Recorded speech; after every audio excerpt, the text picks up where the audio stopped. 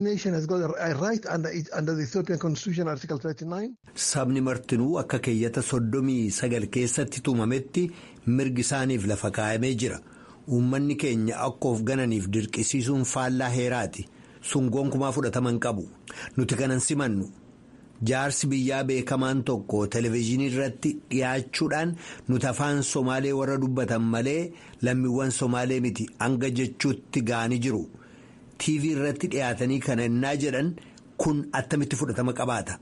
Bulchaan naannoo Somaalee obbo Mustafaa Mohaammed garuu himannaa kanan fudhatan uummanni Somaalee ofiin of bulchaa jiraachuusaa ibsanii isaaniin dabalatee hoogganoonni naannoo sana bulchaa jiran dhalattoota naannoo ta'uu isaanii akkasumas fooyya'insa uummata isaaniif yaalii danda'an mara gochaa jiraachuu ibsuudhaan lammiiwwan televezyiyoona irratti dhiyaachuudhaan eenyummaa isaanii ganuun akka dubbatan dirqisiisaman qeeqa jedhu. ስሪ ሚቲ ጀዳን ድል ያለነው አመራር አሁን እኛ ደግሞ ሶማሌዎች ነን የሀገር ሽማግሌዎች የተናገሩትን ሰምተናል ሆገነም ጅሩ ኑቲሞ ሶማሎታ ጃርሶሊን ቢያ ከዱበተን ደገኘ ጅራ ኤኙ ከነሳን ድርቅሲሴ ከንጀዱ ጋፈቹን በርባቺሳዳ አመን ቤኩት ኤኙሌ ሶማሌ ተውሳ አከገኑፍ ከንድርቅሲሰመን ጅሩ አነራ ቀቤ ሶማሌ ተው ኬኘ ነምኒ ገኔ ቶኮዩ እንጅሩ Jaarsoliin biyyaa kan isaan jedhanii nuti Somaaleedha garuu qaama Itoophiyaati. Kanaaf sochiin biyyoolaas ta'e biyya biroo naannoo keenya akka jeequuf hin eeyyamnuu ka jedhu kaasan. Kanaaf kun kan uumamee dubbatamedha. Hameedha. Dhiyeenyi falmii siyaasaa gaanfa Afrikaa waliin wal qabate jaarsoliin biyyaa nuti lammiiwwan Somaaliyaa utuu hin ta'in Somaalota lammiiwwan Itoophiyaatii jechuun isaanii dogoggoran qabu jedhan obbo Mustafaan addi bilisummaa biyyoolessaa Ogaadeen himannaa dhiyeessan biroon alaabaaf maqaan naannoo sanaa jijjiiramuuf jira ka jedhu yoo ta'u kanammoo hoogganootatu beekaa oduu facaasaa kunis fudhataman qabu jedhanii heerri biyyattii maqaa naannolee mul'inatti lafa kaa'eeraa jedhan.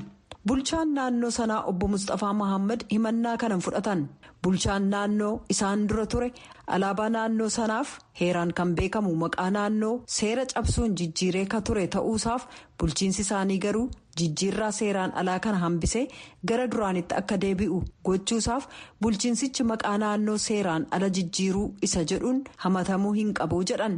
Hoogganoota naannootiin kan irratti hin mari'atamneef hin yaadamne olola oofuun sirrii miti jedhu obbo Mustafaan. የክልሉ ስምና ባንዲራ ባይዞይ አንዳንድ ጊዜ በአንዳንድ ሚዲያዎች እንደሚቀርበው በግለሰብ ፍላጎት maqaan naannoof alaabaan yeroo tokko tokko akka miidiyaalee hanga tokkoon darbu fedhii nama dhuunfaatiin jijjiiramaa booda kan jijjiiramu tun taane gaaffii ummataatiin ennaa naannichi hundaa'u maqaan naannoo sanaaf alaabaan isuma amma jirutu ture. Nuti dhufnee kan uumame miti kun hameedha. Kanaaf kan jijjiirames hin jiru kan jijjiiruudhaaf yaadames hin jiru. Mootummaan naannoo kana bulchu kaabinee qaba. Paartii keessatti bakka bu'umsa qaba. Paarlaamaas kan qabudha. Waaltaaleen kun dhimma kanarratti waan mari'atan hin jiru. Uummata biraas gaaffiin dhiyaate hin jiru. Obneeg itti dabaluudhaan himannaan dhiyeesse naannoon sun buufata waraanaa ta'aa jira labsiin yeroo muddamaas labsamuu danda'a ka jedhu. All led by the army and that was a martial law. Raayyaan ittisaa Itoophiyaa naannicha keessa socho'a hin morminu garuu yaaliin naannicha buufata waraanaa taasisuudhaaf ta'u balaa qaba. Waan waraanni nurraan ga'e ni beektu. Dhukkubbii sana ammallee ni yaadanna. Ajjeechaaf haleellaan yeroo sochii waraanaa naannichatti babal'atee ture deebi'ee akka mul'atu hin barbaannu lola keessa hin jirru nagaa qabna amma immoo naannicha keessa sirni waraanaa akka diriiru himamaa jira ajaji waraanaa buufata xayyaaraa godheetti akka jijjiiramus dhageenye jirra garuu kun naannoo nagaa qabu keessatti ta'uun sirrii miti. Obbo Mustafaan akkuma duraan ture sochiin waraanaa jiraachuusaa eeranii kun immoo haleellaa Alshabaab jalaa ooluurra darbee waan sirriin taane miti jedhan kanneen dhiyeenya waardheree keessatti ajjeefaman dhimma namoota 6 kaasanii obbo Abdurrahmaan innaa dubbatan bara bulchiinsa badhaadhina naannoo Somaalee keessatti walitti bu'iinsi gosaa hammaateeraa jechuun himatu. Obbo Mustafaan gamasaaniin himanni kun dhugaarraa kan fagaatee jedhu faallaasaa naannoon sun.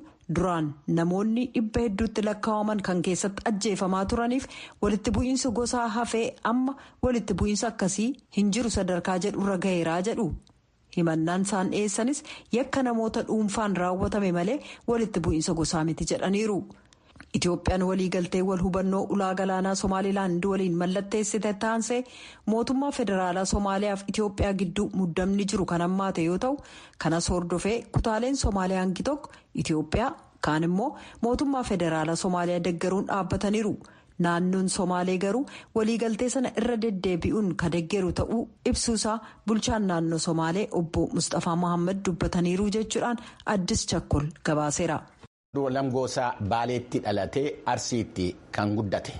Wallisaan dargaggeessi kun dhiyeenya kanas albeema muuziqaa afaan Oromoo baasuudhaaf qophaa'aa jira.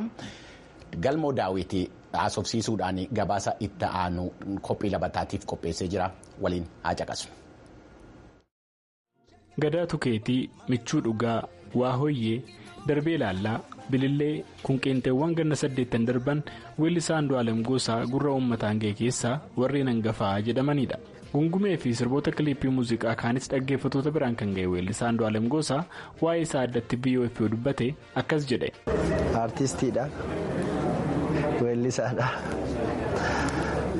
Waa'een koo gabaabaan waanuma kana dura baay'ee ibseedha. Dhaloonni koo Baale, guddinni koo Asallaadha. Kan hojjedhu aartiidha. Kana fakkaata Andu'aalam. Baaleetti dhalatee Arsii Asallaatti kan guddate Andu'aalam Goosaa as fuula namaatti ba'ee beekamtii har'aan dura gaarii ofuu dabalatee hojii hedduu keessa darbuu yeroo kanas balaan guddaan isarra mudate akka turellee himama. Roobii darbe kana weellisaa Andu'aalam Goosaa albama muuziqaa isaa jalqabaa ayyaantu jedhu lakkisuuf akka jiru yoo ibsa kenne gaaffii dhimma kana ilaalchisuudhaan VOA irraa ka'eefiif akkas jechaan deebii kenne. Ana waaqatu carraa naa kenne guyyaa kanas ani akkaataa kanaan hin yaadu ture garuu rabbitu kana godhee jechuudha. Waan waaqni tolche duraan dhaabbatanii kanaaf waaqan galateeffadhaa jechuudha. Waaqni carraa naa kenne guyyaa har'aan itti agarsiisuu fi kana booddeellee waan guddaa akkaan hojjedhuufi jechuudha. Lalisaa Idris Adam barreessaadha. Weellisaa Andu'aalam Goosaatiif walaloo sirbaa qeenxee bilillee jedhu kan barreesse isadha. Albama muuziqaa ayyaantuu kana keessattis sirboota irra caalu isatu barreesse. Andu'aalam aartistii jabaadha. Agammaatti hojiiwwan hedduu waliin hojjenneera. Bilillee kan ammaatii kaaste kanallee anatu barreesse. Andu'aalam nama of kennaa, nama komiitimentii ajaa'ibaa hojii isaarratti qabu, muuziqaan jireenya kooti jedhee nama yaadu, galgalaaf ganama meelodii bareechuu irratti nama hojjetu waan ta'eef na bira wanta jiru walaloo gaafan isaaf kennu akkaataa gaariin na gammachiisee waan hojjetuuf hedduun loogaa. Kanaafuu Andu'aalam aartistii jabaa dhaloota keenyaati. Weellisaa Gadaa Hamdaas waa'ee Andu'aalam akkas jedha. Andu'aalam karaa lamaan ibsuu danda'a. Akka obboleessaatti obbolummaa hiriyummaa walitti dhufeenyaan nama waliin qabnu keessaa tokko nama yeroo baay'ee waliin dabarsinee fi waliin guddanne jechuun dandeessa. Akka aartistiis immoo Andu'aalam gara ogummaa isaatiin mucaa jabaa cimaa fi enerjii guddaa qabu. Aartistii Oromoo cimaadha. Sirboota qeenxee suur-sagaleen uummata biratti duraa duubaan kan dhiyeessaa ture Andu'aalam Goosaa dilbata fuulduree keenyaa fulbaana 22 bara 2024 waggootaaf kan itti dadhabee jedhu albama muuziqaa isaa maqaan isaa ayyaantu jedhu uummataan ga'uuf jedha. Tokkoffaa albama yoo hojjettu qophii barbaadaa itti qophooftee yaaddee maaltu barbaachisa jettee karooraan hojjetta. Waan tokko yoo siin taane hin diigda fa'a. Kanaaf ayyaantuu yoo hojjennu namoota hedduu taanee qophoofnee hirmaannaa nama hedduutiin hojjetame albama cimaa akka ta'uuf jechuudha. Kanaafuu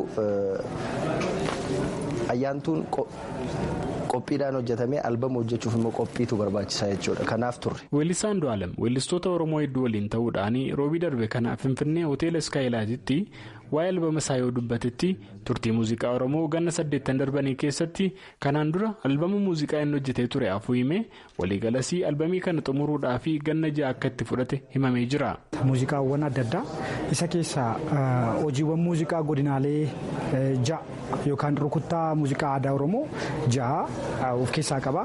Muuziqaan 10 immoo muuziqaa fooyyaa yookaan ammayyaa xiqqooshee waan aadaa irratti waa daddabalamee kireetiivitii adda addaa qabu jechuudha. Bifa kanaan hojjetame.